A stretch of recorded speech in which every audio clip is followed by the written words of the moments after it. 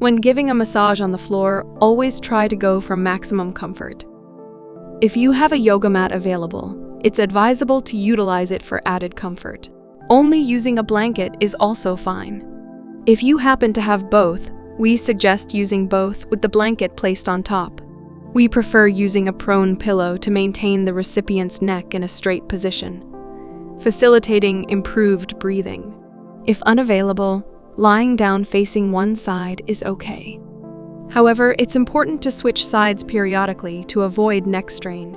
Position yourself on the upper legs rather than directly on their glutes.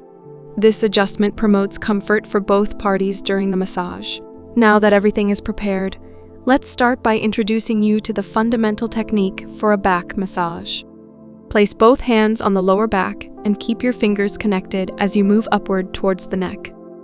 Then, extend the motion to the sides and toward the arms. As you descend back to the lower back, ensure to incorporate the lateral back muscles to cover the entire back. This technique is great to use at the start of your routine, as it is an ideal way to spread oil all across the back. You can use this technique for a seamless transition between the different massage techniques that we will learn you later in this course.